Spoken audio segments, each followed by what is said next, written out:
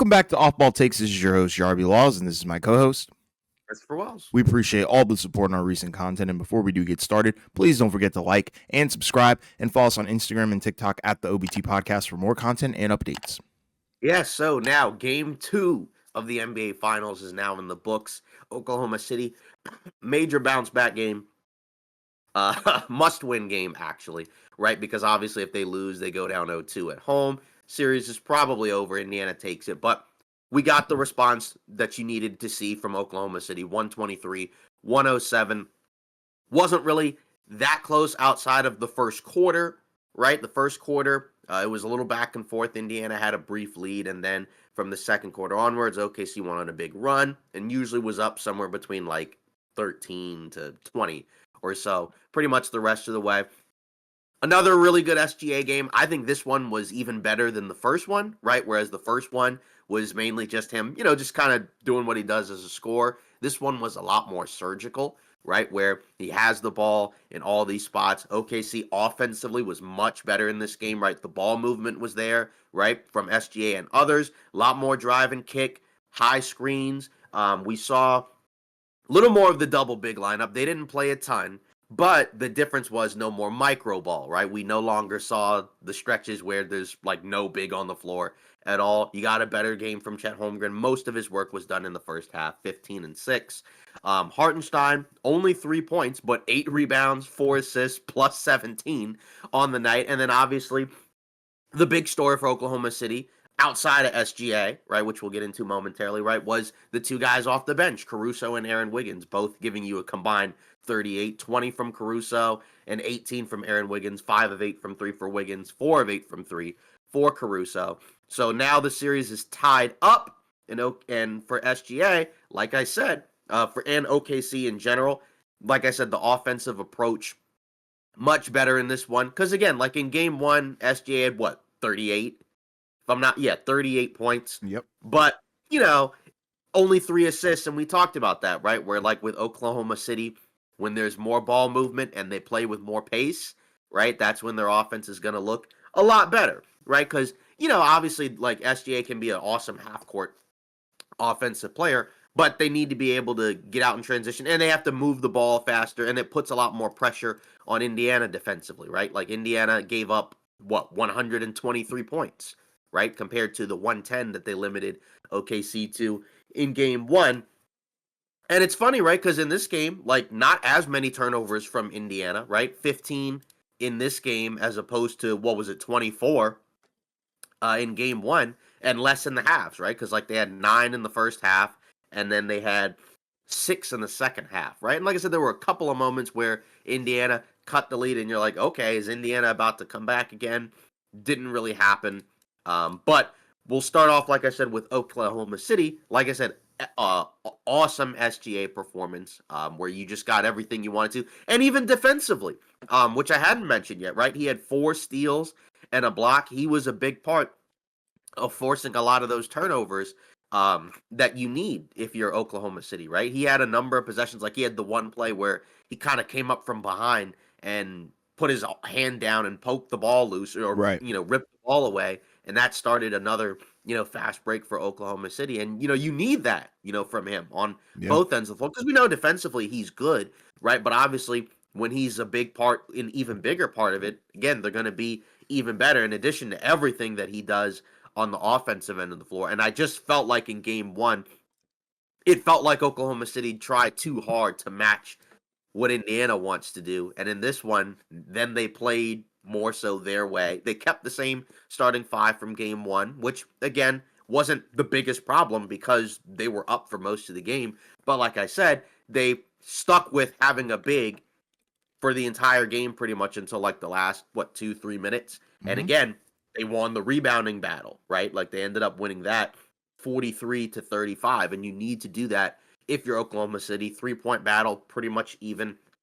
They got to the free throw line more, right? 33 free throw attempts compared to Indiana's 26 free throw attempts. But, from Oklahoma City, like I said, this is what you needed. This is what you needed to see from them in order to feel better. Not that we were concerned or scared about Oklahoma City after losing game 1, but it didn't look great, right? For them to control most of that game, and then they lose it at the end because Indiana makes, a great comeback.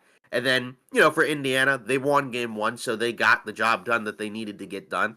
This one, nobody really played that well for Indiana, right? The leading scorer, I think, was Tyrese Halliburton with 17, Mm-hmm. but a decent amount of those buckets came when the game was kind of already over in the fourth quarter because he Yep. had, I think, 5 through the first 2 quarters, and Oklahoma City limited a lot more of what he was doing, right? And I mean, like, and like even in game one, he had 14, but just you could see his impact for most of the first game in that, at different spots. But in this one, like I said, he was pretty quiet, and you didn't get enough from anyone else to really make up for it. We'll see what Indiana does because they did do some things in the fourth quarter a little bit differently. They got him more off the ball. They, set some pin downs and whatnot to get him some good looks, right? He was actually able to get to the basket in the fourth quarter, which Mm-hmm. for most of the first 3 quarters, he was kind of just limited to perimeter shooting. Then he got some good looks. So we'll see if they carry that into game three. We'll see. But obviously, they're going to have to clean up the defensive end as well. In game three, that's kind of a battle, I think, or it should be, because I think Indiana needs to win both games at home in order for them to win this series. I think if they go back to Oklahoma City with it split, or obviously if OKC wins both in Indiana, I think it's very likely that OKC wins the series. So I think their best path is they already got that part done, get one in Oklahoma City, and then try to hold them off in Indiana, where in theory they should be better because they've been, very good at home. And you expect the role players, like you would hope that in Indiana you get a couple of Caruso or Aaron Wiggin type games from some of the Indiana Right. role Right. players, either in the bench, either off the bench, or maybe somebody in the starting five, pops off, because it's not like anybody for Indiana has scored like 30 points in the game just Sure. yet, or even like a 25-point game. Sure. So we'll see, what we get. But like I said, you start off with OKC, major bounce back win. Yeah, shout out to them. We talked about in the last episode where we kind of figured that, given their DNA and, the kind of team that they are, they're a responsive team, right? We saw this already once in the playoffs already, right? With the Denver series, right? Like they kind of just whiffed game one, but they came out and dominated in the second game. And that's exactly what this team did in this one. So kind of went according to plan, I think, according to the script, right? You shout out to everybody. It starts with Shai. You do have to start from the top. A great performance, and like you said, he was definitely thinking with his mind in this game, right? Because there were times when he's pulling off some stuff, that kind of shows you that he might be in that computer kind of range, I guess, in terms of IQ and playmaking and also scoring as well. We already know how good he is at that, but yeah, like you said, overall being able to play make and set the table for a lot of these guys. I think that was kind of cool. And then Chet and J-Dub, not being horrendous on the floor, I think that helped as well, right? You got some serviceable performances from them to the point where, they're not getting outplayed by a lot of the guys on Indiana, like what happened in game one. And then obviously the bench performances as well. And that's the cool thing about it, because I know a lot of people, going into this series, made the case for Indiana because of their depth, but Oklahoma City has that depth as well, and that's the cool part, right? You have a lot of guys who could be starters on different teams, like Caruso could easily start for a different team, especially a contender. And Aaron Wiggins as well, right? And like that's the cool part, right? They're both of these teams are so deep in terms of what they do provide on both ends of the floor. But yeah, game three is kind of where the series starts, like you said. This is going to probably dictate what goes down for the rest of it, right? And game four as well, because like you said, if Indiana wins both, that's probably the series right there. But I think if Oklahoma City takes one, then I'm confident that they'll close this series out with ease. Yeah, and like I said, if you're Indiana, you're looking at it from the perspective of, okay, we got a good Obi Toppin game in game one where he had 17 right after some early struggles in the game. Could we get a game like that at home? Because he was 1 for 8, 1 for 5 from 3 in this game. TJ McConnell, right? He had 11 and 6. But the problem for Indiana is so far in this series, like when Halliburton is not out there, like they are abysmal. They're plus 3.3 when he's out there. And then when he's off the floor, it's like minus 25 or whatever it is. So, that kind of showcases, right? Like, even when he's not doing what he normally does, like him being out there, just his presence alone, right? Like, is enough for Indiana to at least stay, in striking distance. So, and again, like, part of that's going to be skewed because game 1 point win, right?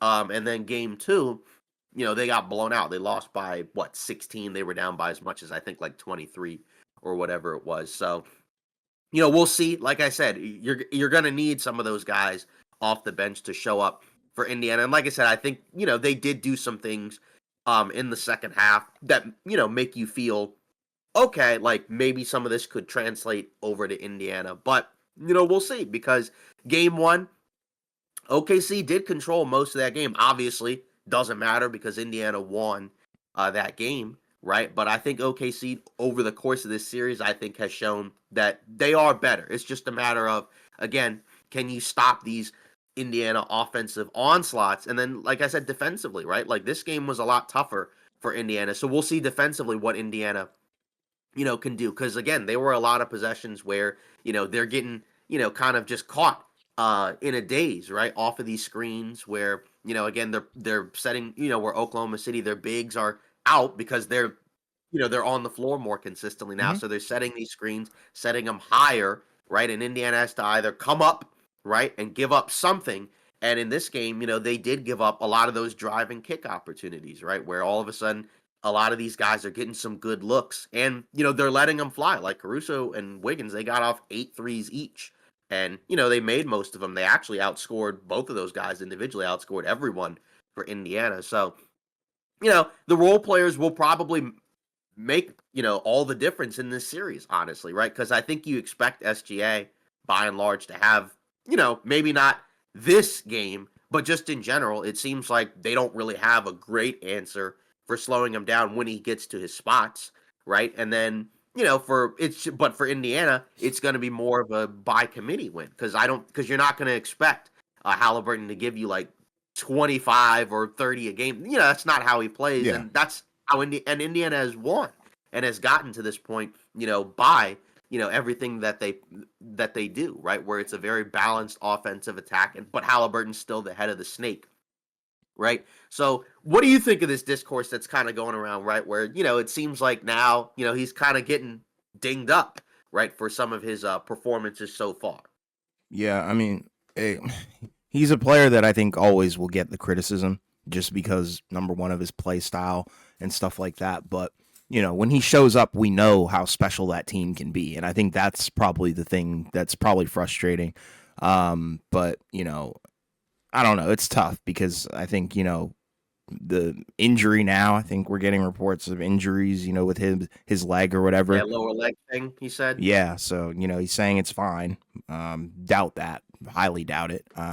But we've already talked about it previously, right? Where early in the season didn't have too great of a start. The overrated stuff started to come out. Then the season went on. He definitely finished a lot stronger, and the team did as well. And I think they're a direct reflection of their best player, which is Halliburton, right? Like he can give you so much on a good night. But I think the problem is, when he's not aggressive, when, you're scoring when the game is kind of over. I mean, it's not really a good look because, and I get it, it's not like an effort thing or anything because it's tough to break down that Oklahoma City defense. That's how good they are. But, in terms of showing up, I think he does need to continue to be aggressive, right? Because they can run and replicate some of the things that Oklahoma City does. They can do high pick and roll. They can find ways to make Siakam, a little bit more useful on the offensive end. But I think it starts with Halliburton because he's the commander of the offense. So, it all goes back to his aggression, I think. But, I mean, it's deserved criticism for sure.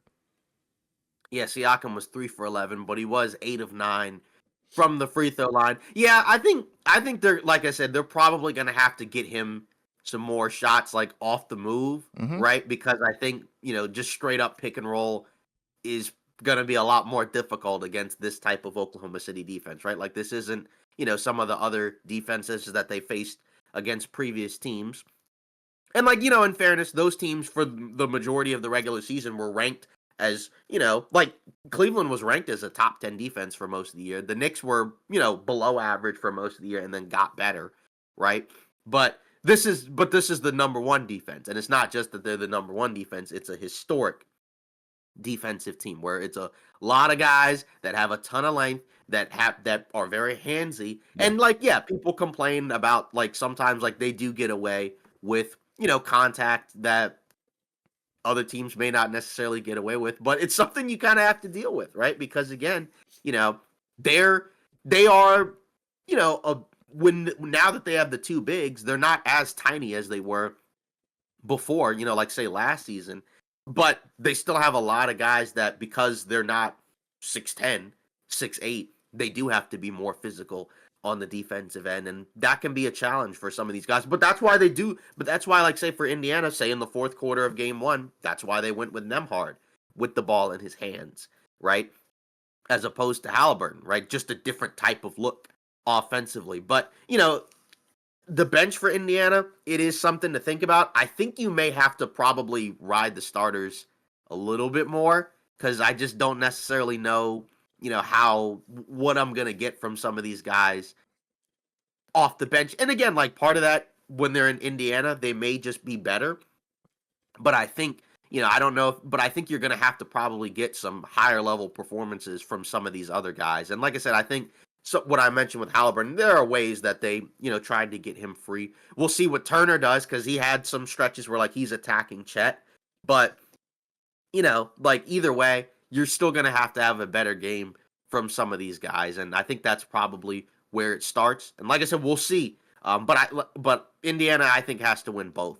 I mean, again, like you'll take a split going back, but I don't know if it's a split, then that means you either have to win one or two in Oklahoma City the rest of the way. And I don't know if I can really bank on it. I'd rather just see if you can hold home court in Indiana, and then go up 3-1.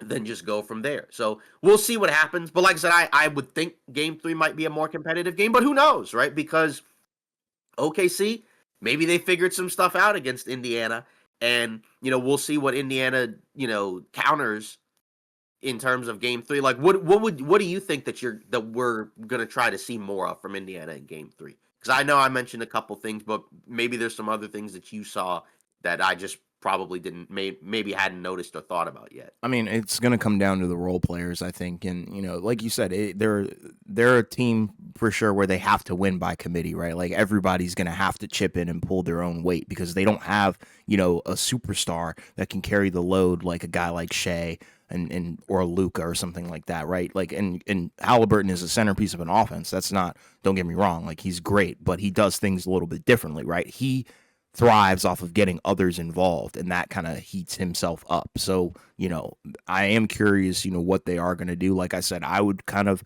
like to see them go with Siakam a little bit more, and like you said, less, weird pick and roll stuff. But, they can also do the high pick and roll and kind of get it going, right? We've seen Siakam do that, but I think, like you said, it's definitely better when he creates off the dribble, right? Like we know he has a great mid-range game. We know that he can get downhill as well. So, kind of just let him not necessarily run the offense, but, have a set where he's the go-to guy, right? And I don't think that's a problem. I would definitely agree with, maybe shortening the bench, especially considering like, depending on, the type of night that somebody's having, like if Obi Toppin is off, let's just kind of veer away from that, right? TJ McConnell's been solid. Benedict Mathurin, pretty good as well. So, I think they have to kind of narrow things down a little bit. But at the same time, it's tough because Oklahoma City has tons of depth as well. And you don't really want to lose out in terms of that battle when that's kind of a strength of yours as well.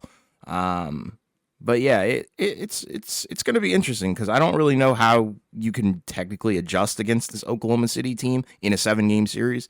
Like we said, throughout the majority of the season, we thought that no team in the West was going to be able to take, Oklahoma City in a 7-game series because of how versatile they are. They pretty much have an answer for everything you're going to throw at them, unless it's like the final minute of the fourth quarter for some reason, and it's going to be a close game, whatever the case may be. But regardless, offensively and defensively, they have pretty much an answer for whatever you want to throw at them. So I am curious how it's going to pan out.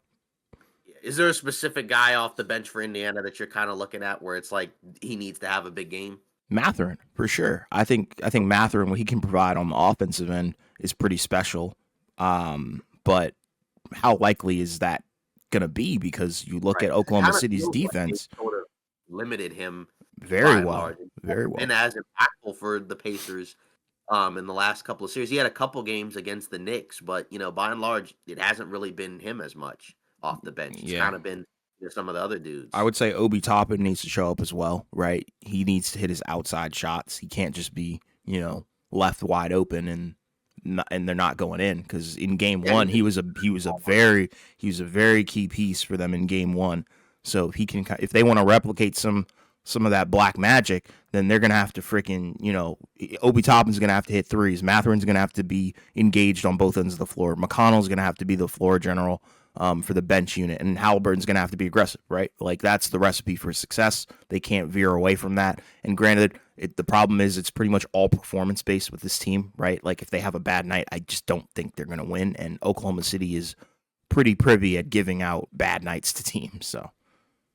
Yeah. What do you think of some of this other discussion that people are talking about, like, in terms of the presentation? Because, like, in game one, I know that there was criticism about the floor, right? Where I think the NBA mentioned, like, we're not going to decorate the floor because we don't want the players to slip or something. And then in game two, they put those digital trophies down. Yeah. But I honestly didn't even notice it when it was there over the course of the game until like a little bit later. Like, they look kind of weird. But what do you think, in terms of the presentation? Because I know a lot of people have kind of talked about, like, the presentation doesn't feel like it's a finals game, right? And this is the moment. This is the big stretch for the NBA where it's like this is kind of the culmination of everything over the course of the season, right? 82 games, 7-game playoff series, and this is the big one, the final one that determines the title winner.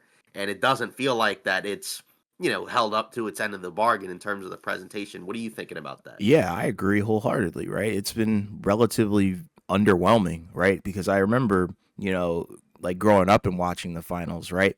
Like the court was like, it was pretty special, right? You had the big finals trophy. You had the logos, I think, on the jerseys and the patches or whatever. Like, it was special, right? And it really made you feel, like this was the be all end all of the NBA, right? This is the final countdown until, the off season, and then we got to wait all this time, right? Like, even on 2K, they had an option where I think you could like change the freaking environment to the finals or something like that. And same thing with Madden with the Super Bowl. Like, you're just gonna have to have that. Like, it's a part of the presentation.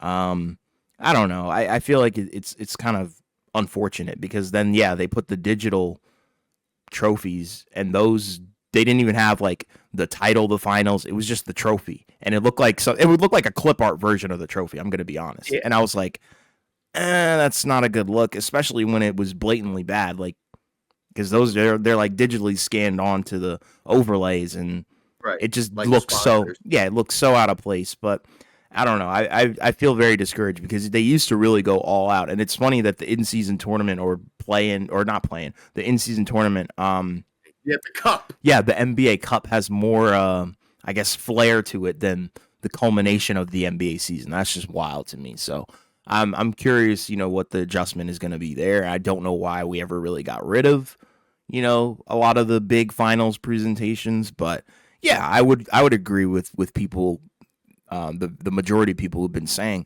oh yeah, it just looks like another, ESPN broadcast like of the regular season, and that's how it feels, right? And even like the commentary, it's been okay, but it's not really giving me the good vibes of the finals, right? And maybe it's the matchup. I don't know, because I think, me personally, I'm kind of invested in the matchup. Like, but there have been years where I think I've been a little bit more engaged, but I don't think it correlates to the presentation. The presentation not being there just doesn't help, I think.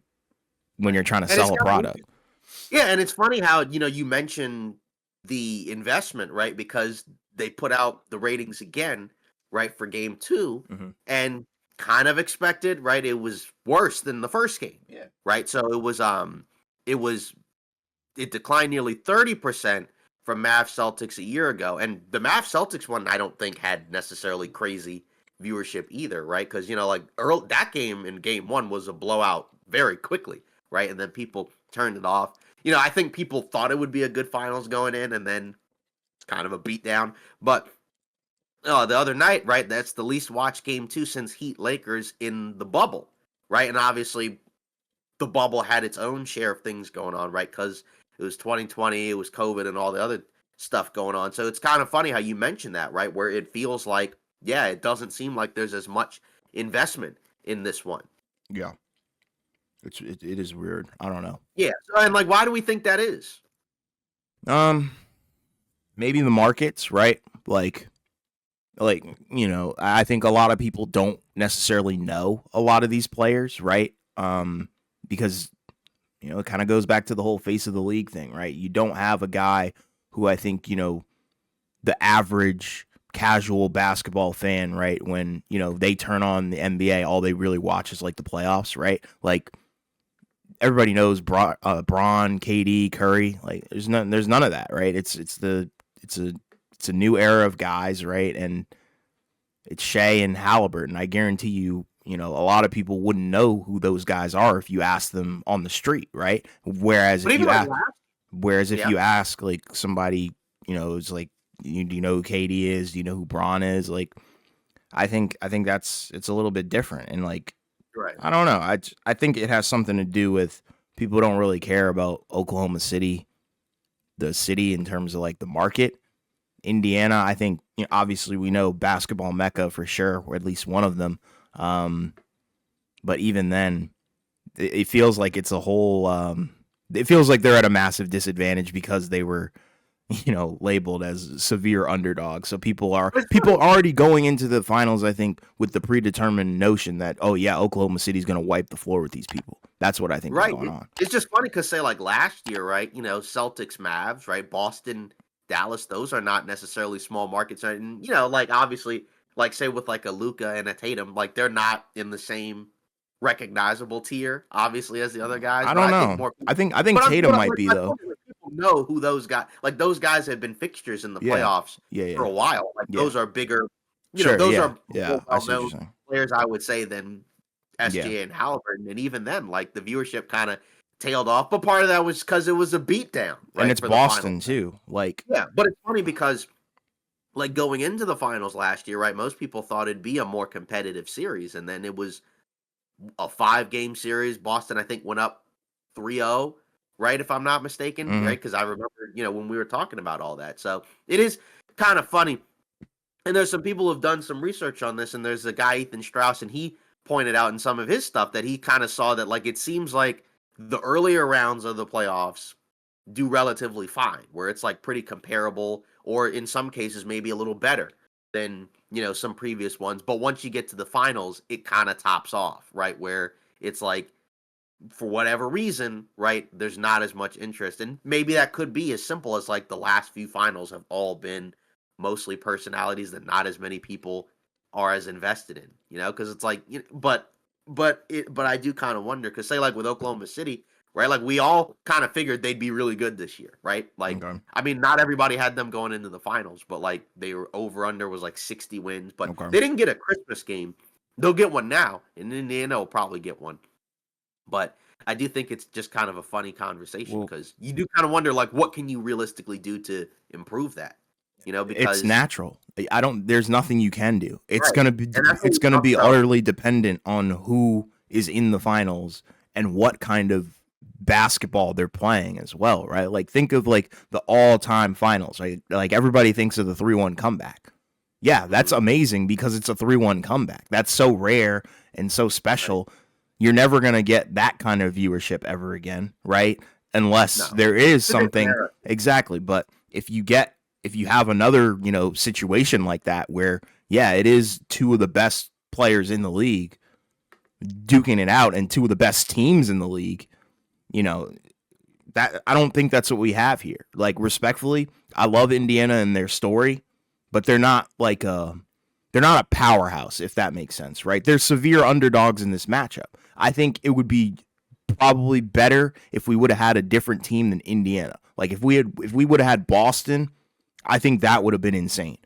Oklahoma City versus Boston, I think the viewership would have gone way up because people would have been invested in a back-to-back, right? It all comes back to storylines and narratives, because then the narrative is, okay, well, does Boston have what it takes to win their back-to-back finals? Jason Tatum's second championship. Who's going to win Finals MVP? Yada yada yada. Are they the next dynasty? But then now we're kind of with, okay, these guys are going to win their first rings, but it's pretty clear who's going to win the finals, right? Like, the matchup predictions are wild. Like, there's not a lot of people who are picking Indiana to win this. Yeah, I guess the question after that is, like, what narratives can you, like, say, regardless of who wins? And, these were conversations I'm sure before the finals that people were coming up with. But, like, say, like, for Oklahoma City, if they win, right? Mhm. Like, you could come up with some narratives, right? Like, say, like, SGA, like, where does this rank amongst, like, guard seasons? Like, how high up the list does he climb in terms of, like, all-time guards? Does he move ahead of maybe some other guys who have had, very long established careers? Or does he need to do a little more? Like you mentioned, OKC, could it be now they're the next dynasty potentially in the making, right? Things like that. And then, I guess for Indiana, right? Like, then it's like, where does Halliburton rank? Like, where does this rank if Indiana wins, like, in terms of all-time improbable championship wins, right? Stuff like that. So, like, there are narratives that you could come up with, but you still have to sell them.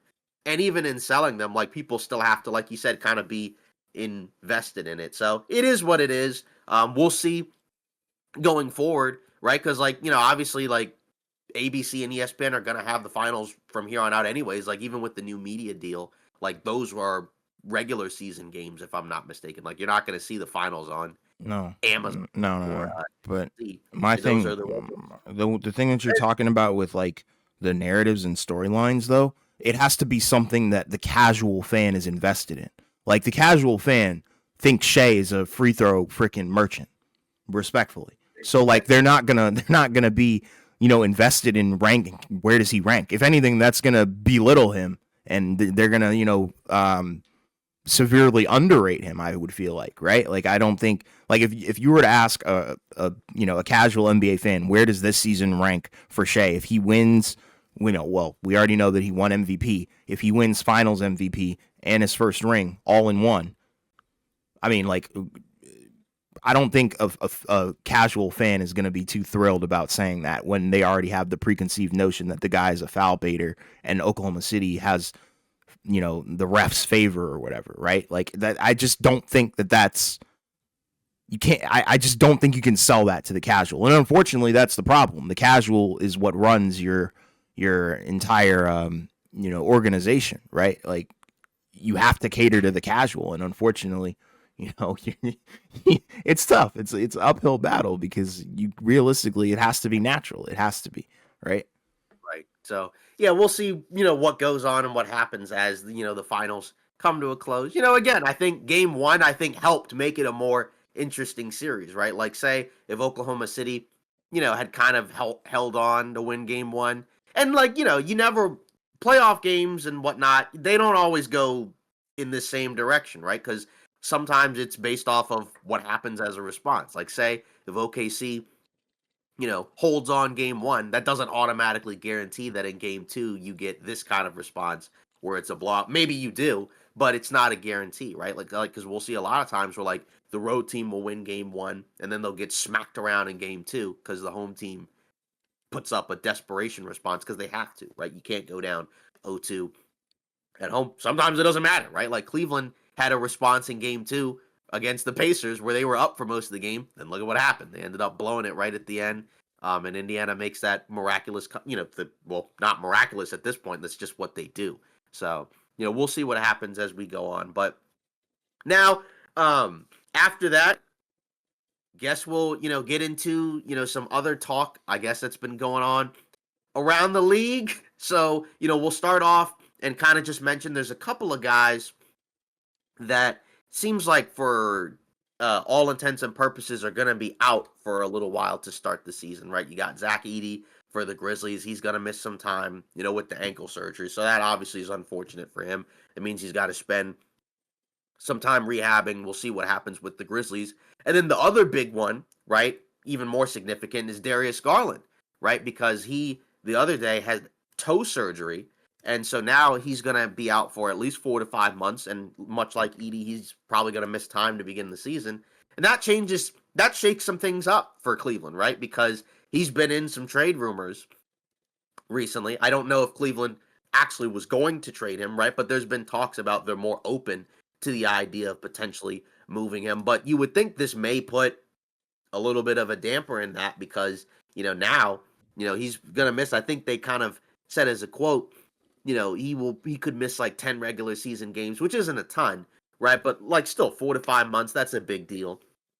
And, for Cleveland, obviously they're kind of looking at themselves like, all right, what are we going to do this summer? Because there's not a whole lot of flexibility that we have, right? Where you can't, where it's like you're going to have to probably be forced to move one of your main guys in order to make some type of significant move, right? But do you really want to do that? Do you overreact to what happened in this season?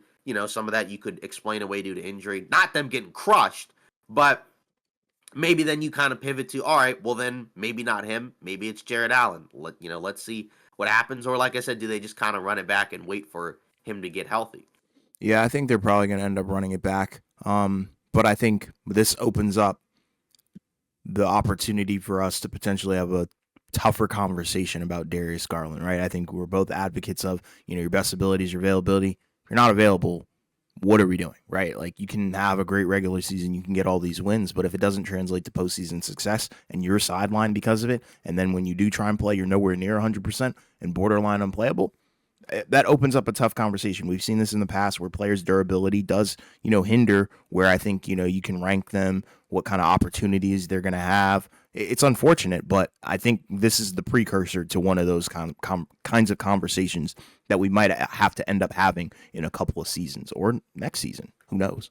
Right. Yeah, we'll see. Because again, like Cleveland, I think if they run it back, should still be good. Just nobody's going to take them seriously as a real Eastern Conference contender until they do it, which is tough. But that's kind of how it goes. But again, like you said, it's tough because this is back-to-back postseasons where you didn't get a healthy version of Darius Garland. And I think if you get a better version of Garland, you get a better version of Cleveland. Mm-hmm. But again, how much can you really bank on that at this point? I don't know. Maybe you just hope that, all right, next season he'll actually be healthy. This will be it. And then we'll get whatever the best version of him in a playoff series is like. And maybe that's the move. We'll see. So I guess, do you think that Jared Allen gets moved? Or do you think, like I said, that they just completely just run it back? They're going to run it back to the best of their ability. They're not going to move that core because that core, we already know they're great. They were a great regular season team. Like you can't take that away from them as much as, the postseason heartbreak does hurt. I feel like you have to look at Cleveland and you have to take them seriously in the regular season. It's just a matter of, getting over the hump in the postseason. Right. Like I think you don't blow it up yet because you No. still look at the Eastern Conference as being open. Yeah. Like Indiana, obviously, conference finals last year, NBA finals this year, they're still going to be really good. They should be given the benefit of the doubt in terms of like being one of the 3 best teams in the East. Yes. Probably next season. Knicks will still be good regardless of what happens if they run it back or not. And then you'll still have Cleveland. And then, the other teams below them, we'll see if they move up at all. Like, how much better does Detroit get? How much better does Orlando get? We don't know. Right, but they're probably not going to be quite at the level of those teams just yet. And then obviously Milwaukee is in flux, right? And they're still reporting, that it's not like a guarantee that he gets moved, right? There's some, stuff going on now that like as of yet, Giannis still has not asked for a trade, and like until he asks for one, like if you're Milwaukee, like you don't really have to really do anything. I guess there's the argument of, well, if you wait too long, you may not get as much back for him. So maybe it's better to do it now, but you don't really need to do it, like I said, unless he requests it. And, it's funny because there's an argument for him staying in the East because if he goes west, it's going to be probably just as difficult, if not maybe more difficult. I mean, maybe not more difficult because you're going to a better team, but like it's still not going to be a walk in the park. Not that anybody's expecting it to be a walk in the park because it never is to win a title, right? Like them winning the title the year they did was not a walk in the park, even with some of the situations that they had. I don't know. I don't know realistically how many teams can even really get him, right? It would either be him saying like, you have to trade me to this specific team, or it would have to be one of those teams that have, things to get him. Like, people have talked about Spurs, Houston, OKC's probably out of the mix now because I don't think they're going to do anything significant. And there's no guarantee that they would have, even if they had lost to Denver. But are you kind of souring on him getting moved now, or do you think he still ends up getting moved? I mean, if he hasn't really formally, requested a trade, then I mean, why would he get moved? I don't think that Milwaukee would just move on from him just because they want to, right? I feel like it's gonna have to be a Giannis decision. So yeah, I'm probably jumping ship on him getting moved as of right now. Okay, but I think the one that is probably a lock to get moved, and this is from ESPN, is Durant, right? Because Yeah. there's been reporting from them that the Phoenix Suns, according to Bobby Marks, will likely reset their roster, and that's going to start by trading Durant, right? Like there's been reporting that they're probably going to give Booker a big 2-year extension, right? What, like potentially 2 years, Hmm. 150. It's a lot of money, but I guess he is considered their franchise piece. We'll see what that looks like going forward. But Durant, I mean, again, we talked about it at the deadline, right? Where it looked like he was potentially going to get moved before the deadline without him even necessarily knowing, right? And then now, obviously, the Suns ended up finishing the season on a disastrous note. So it definitely seems like he's on the move. I just don't necessarily know specifically what that is. Like, if it's the Spurs, do you really do that? As opposed to just kind of drafting whoever you want to take number 2 overall. Unless it's like you can keep the number 2 pick and then it's like Vassell or something like that. But I don't know how much sense that makes. Maybe it does if you don't have to give up a ton. But then, what do you think? Yeah, I don't know. I mean, like you said, he's a lock to be moved. I've heard some wild rumors like Right. Minnesota. I've heard Minnesota wants to get rid of Gobert for KD and Mhm. other stuff. If I'm San Antonio, and we should be talking about Phoenix's perspective, right? What kind of haul do they want?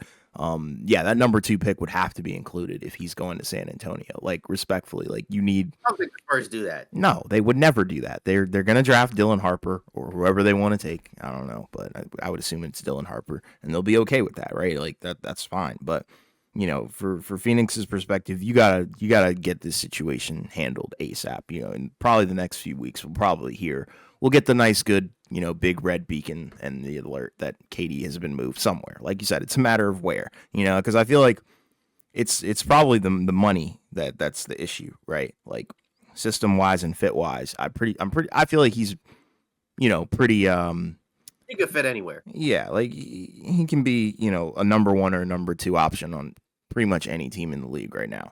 Um, Yeah. However, monetarily, how are you gonna figure that out, right? Like, how are you gonna Right. figure out what the return is gonna be?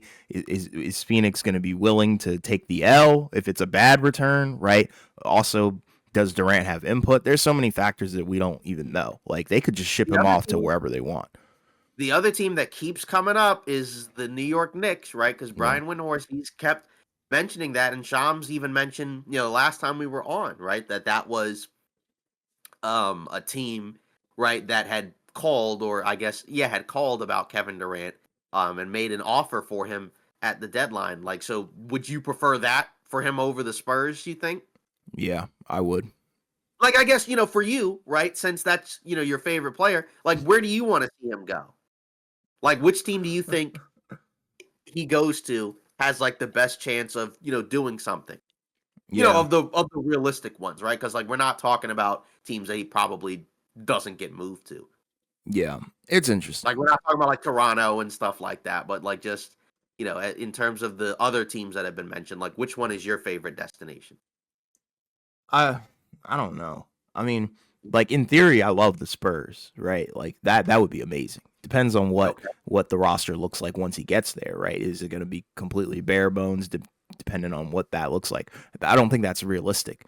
Mhm. Um, Timberwolves, that one's cool because I think that would be pretty awesome to see, the offensive firepower between Anthony Edwards and Kevin Durant. I just don't know how likely that is either, right? Because you'd have to give up, a lot of things, I think, in order for that to work, and how, willing is Minnesota to do something like, to shake it up after getting to the Western Conference Finals, although they've done that before.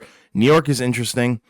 I I don't know what that would look like. I would assume Towns would have to be in that deal, which would be kind of wild, I guess, considering you just brought him here. But um, yeah, I don't know. I feel like there's been weird teams to mention. Detroit was mentioned. I don't know how that would work. Um, Mhm. but I would probably say the Spurs because I feel like a trio of Kevin Durant, De'Aaron Fox, and Victor Wembanyama. That just Yeah. sounds like a kind of team that you would make on 2K. You know what I mean? Right. And it's funny because, again, the John Gambadoro guy for Arizona Sports, very connected to the Suns in terms of the stuff, right? Because he talked about, like, the Suns also want to get rid of Beal in some way, shape, or form. I'm sure they do. Don't know Yeah, I what don't they can blame him. realistically do with that. I mean, but he mentioned that for the Suns, they would want a trade to be based around, for KD, like one of the Knicks forwards, right? So like one of, like so say like OG Anunoby, Mikal Bridges. So, maybe that's what they would want. Like so maybe they would want one of those wings back. Bridges doesn't make like a ton of money, but I guess like in theory, if you're the Knicks, I mean, and like then you're kind of trying to figure out like, well, which one would we rather keep, but which one might be more likely to get us one or the other, right? Could Right. it be like Bridges and Hart and something, or could it be like just OG and one other thing? I don't know. I mean, again, I would say if you're Durant, you probably would prefer to go to the East because I just think West it'll be harder. Obviously, you don't want to be on the Suns, right? So that one is probably done.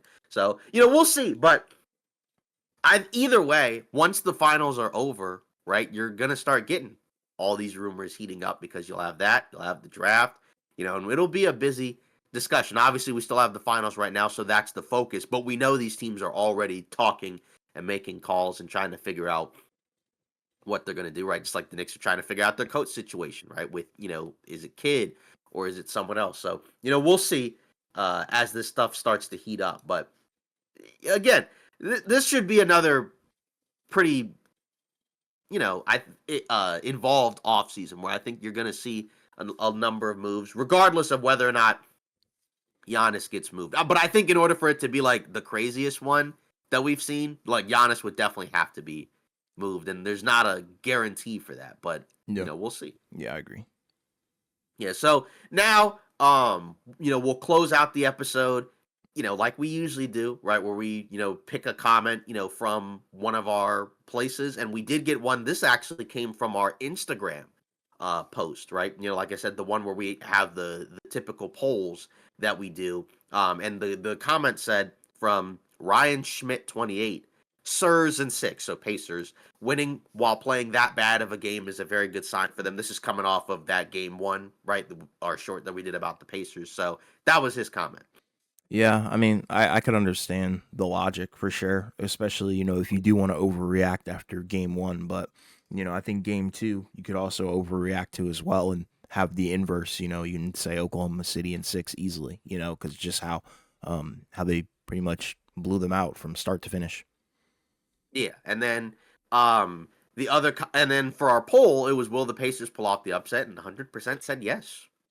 Wow. Yeah, that's interesting. I don't know where the OKC hate came from because they weren't hating a couple of years ago. It's interesting.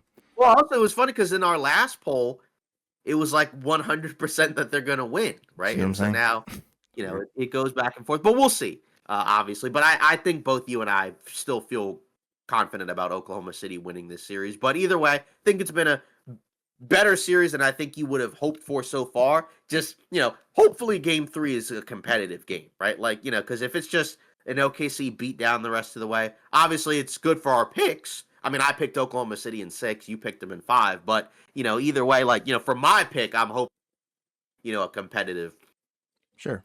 game where Indiana takes another one. But either way, we both have OKC winning the series. And, like I said, after the finals, should be a good offseason, but there'll be plenty of more time to talk about that. Yes, sir. Yeah, so now that concludes our episode of the Off Ball Takes podcast. Once again, if you want to join in on these polls, go at the OBT podcast on Instagram. We always put up polls where we ask a question and you can respond, and we'll go over the response and see what our audience thinks. Of course, if you leave a comment either on Instagram or X or TikTok or on the YouTube shorts or videos, regular episodes that we post, do that as well, and we'll pick a comment from there if we do so. And then obviously continue to like and subscribe to help our channel grow. Again, we've already reached our goal of 200. Now let's go for 500. So, hopefully if you can subscribe to our channel and get us there, we appreciate all the support. Hopefully you're enjoying the finals. We'll see you next episode.